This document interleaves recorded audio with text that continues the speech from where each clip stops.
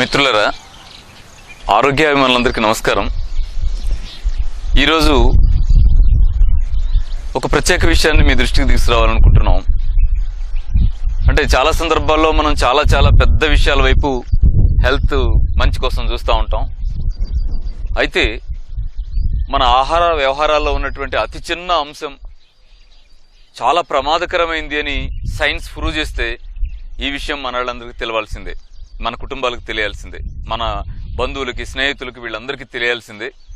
మీ దృష్టికి తీసుకొస్తాను చూడండి. ఎంత ఆశ్చర్యం అనిపించిందంటే, టీ తాగితే క్యాన్సర్ వస్తుంది అంటే, టీ తాగితే క్యాన్సర్ వస్తుందా? ఇదేం మాట? అంటే మన సమాజంలో టీ తాగని వాళ్ళు ఎవరు? చాలామంది టీ తాగుతున్నటువంటి సమాజంలో టీ తాగితే క్యాన్సర్ వస్తుందంటే అది ఎంత ఆశ్చర్యకరంగా, నమ్మశక్యం కాని మాటగా ఉందంటే, కానీ అది నిజమని తేలితే, ఎందుకంటే ఎందరో మాకు ఏ అలవాట్లు ఇవ్వండి క్యాన్సర్ వచ్చింది, ఎట్లా జరిగిందని బాధపడుతున్న వాళ్ళు ఎందరండి? అనేక మంది వస్తూ ఉన్నారు సలహాల కోసం. కానీ ఒక ఆశ్చర్యకరమైన విషయం ఏంటంటే, మీరు ఏ ప్రమాదకరమైన అలవాట్లలో కాదు, టీ తాగే అలవాటు ఉంటే క్యాన్సర్ వస్తుంది అని చెప్పి సైన్స్ ప్రూవ్ చేస్తూ ఉంది, మోడర్న్ హెల్త్ సైన్స్ ప్రూవ్ చేస్తూ ఉంది అనే విషయాలు జనరల్స్లో ప్రచురితం అవుతూ ఉంటే, ఇది అన్యాయంగా, ఆశ్చర్యం కాదండి, చాలా అన్యాయంగా అనిపిస్తూ ఉన్నటువంటి సత్యం ఇది. ఎందుకంటే ఇదేం మీకు తెలుసు, టీ తాగడం అనగానే టీలో కెఫిన్ ఉంటుంది, అది మత్తు కలిగిస్తుంది, నరాల మీద నెగిటివ్ ప్రభావం కలిగిస్తుంది, కాబట్టి వద్దండి అని మనం చిన్నప్పటి నుంచి వింటా ఉన్నాం. చాలామంది ప్రముఖులు ప్రజల ఆరోగ్యాన్ని కాపాడటం కోసం ప్రయత్నం చేస్తున్నటువంటి మిత్రులు అనేక మంది ప్రచారం చేస్తూ ఉంటే మనం వింటూ ఉంటాం. అయితే ఆశ్చర్యకరంగా సైన్స్ అండ్ ఎన్విరాన్మెంట్ అనేటువంటి సంస్థ చేసిన పరిశోధనలో, environmental science and health science అనేటువంటి సంస్థ చేసిన ఒక పరిశోధనలో, టీలో మీకు లెడ్ ఎక్కువ ఉందని తేలితే, ప్రమాదకరమైన మాంగనీస్ ఎక్కువ ఉందని తేలుంటే, టాక్సాలజీ అనేటువంటి అమెరికన్ సంస్థ ప్రచురించినటువంటి ఒక అధ్యయనంలో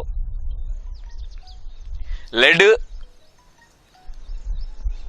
మాంగనీస్, అల్యూమినియంతో పాటు ఫ్లోరైడ్ ఎక్కువ ఉందని తేలితే, ఇదేంటండి అంటే లెడ్ ఎక్కువ ఉంటే ప్రమాదం అని మనకు తెలుసు, కానీ టీలో లెడ్ ఎక్కువ ఉందని మనకు తెలియదు.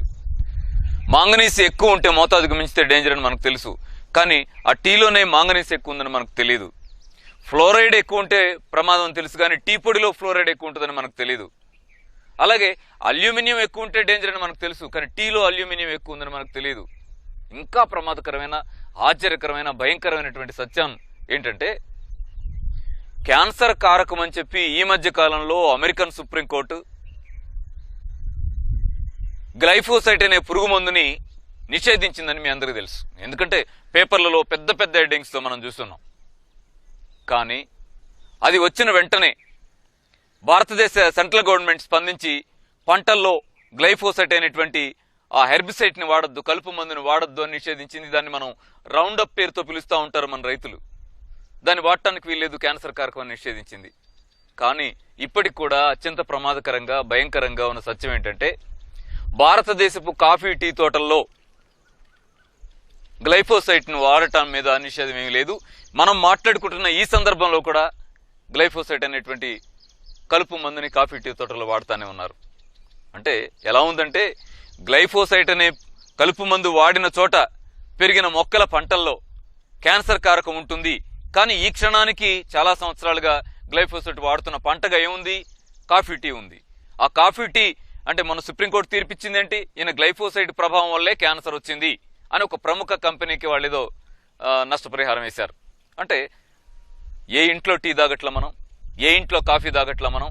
కాఫీ తాగుతూ ఏమనుకుంటున్నామంటే, కెఫిన్ ఎక్కువ ఉందిలే, అయితే ఏమవుద్దులే, రిలీఫ్ వస్తుంది కదా అని అనుకుంటున్నామే. కానీ దాంట్లో గ్లైఫోసైట్ అనేటువంటి క్యాన్సర్ కారకం ఉందని, లెడ్ ఉందని, సీసం ఉందని, మాంగనీస్ ఉందని, అల్యూమినియం ఉందని, ఇవన్నీ కూడా మోతాదుకు మించి ఉన్నాయండి. అది నేను చెప్తున్న ప్రధానమైన అంశం. ఇది సైన్స్ సంస్థలు 38 ప్రముఖ టీ బ్రాండ్స్ మీద పరిశోధన చేసి ప్రూవ్ చేసినటువంటి సత్యాలు ఇవన్నీ కూడా. ఇవన్నీ మన వాళ్ళకి తెలవాల్సి ఉంది. మిత్రులారా, కాఫీ వల్ల క్యాన్సర్ వస్తుంది, టీ వల్ల క్యాన్సర్ వస్తుంది అనే మాట మన ఇంటింటికి ప్రచారం అవ్వాలి, అందరికీ తెలియాలి. అయితే టీ తాగకుండా ఎలా ఇది సమస్య వస్తుంది. ఏం టీ తాగకపోతే చచ్చిపోతామా? టీ తాగితే చచ్చిపోతాం, జాగ్రత్త. ఎందుకంటే అది 15-20 ఏళ్లలో అది క్రమంగా దాని డెవలప్మెంట్ ఎడిపోతా ఉందంటే అమ్మకో, వదినకో, అక్కకో, చెల్లికో క్యాన్సర్ వచ్చేదిగా ఉంటే కుటుంబాలు ఎంత రిస్క్ అయిపోతున్నామండి మనం. ఈ మధ్య ఏదో టీ వద్దండి అని అర్థమైన తర్వాత గ్రీన్ టీ అని మొదలెట్టేశారు మనాళ్ళు. ఓకే, గ్రీన్ టీ అంటే అదే టీ కదా. గ్రీన్ టీ అన్నా అదే, మామూలు టీ అన్నా అదే, ఇంకో టీ అన్నా అదే. కాబట్టి ఏ టీ అనేది ఇష్యూ కాదు. ఇంకా కావాలంటే మీరు ఏం చేయండి అంటే ఈ మధ్య కాలంలో టీ తాగకపోతే తలనొప్పి వస్తుంది, టీ తాగకపోతే అమ్మో భరించలేమనేటువంటి బాగా అలవాటు పడిపోయిన వాళ్ళు, మత్తు మందులకు అలవాటు పడ్డట్టుగా అలవాటు పడిపోయిన వాళ్ళు ఎవరైనా ఉంటే మీరు పని చేయండి. తులసాకులు 4 నీళ్లలో వేసి వేడి చేసి దానిలో కాస్త తేనె నిమ్మరసం కలిపి తాగేయండి. తులసి టీ అద్భుతంగా ఉంటుంది.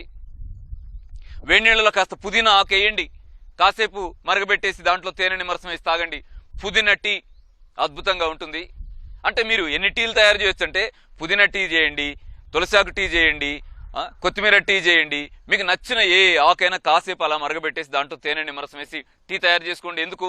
టీ తాకపోతే తలనొప్పి వస్తుంది అనేటువంటి దాని నుంచి బయటపడడానికి, క్రమంగా బయటపడడానికి వీలుగా. అందుకే మీరు ఈ టీ తాగుతున్నారా, గ్రీన్ టీ తాగుతున్నారా, బ్లాక్ టీ తాగుతున్నారా దానికి సంబంధం లేకుండా ఇంత చిన్న అంశం క్యాన్సర్ తెస్తూ ఉంటే మీరు తాగిన తప్పే మనాళ్ళు చెప్తారు. చిన్నపిల్లలకి టీ వద్దు, కాఫీ వద్దు, నాన్న మీరు తాగొద్దులే అని. అంటే చిన్నపిల్లలు అయితే తాగొద్దు, పెద్దవాళ్ళు అయితే తాగేయచ్చా? చిన్నపిల్లలు ఎందుకు తాగొద్దు అన్నారు మీరు? ప్రమాదమనేగా. ఆ ప్రమాదం మీరు అనుకుంటున్నటువంటి కెఫిన్ మోతాదులో లేదు, గ్లైఫోసైట్ మోతాదులో ఉంది. మిత్రులారా, ఈ అంశాన్ని ప్రతి ఇంటికి తీసుకెళ్లాలని, ఆరోగ్య ఉద్యమంలో మన కుటుంబాన్ని మనం కాపాడుకోవడం కోసం మీరంతా సైనికులుగా పనిచేయాలని, ఎవరికి వాళ్ళు ఆ టీలో ఉన్న ప్రమాదాన్ని మన కుటుంబాలకు వివరించాలని మనస్ఫూర్తిగా మీరు అలా చేస్తారని కోరుకుంటా ఉన్నాను.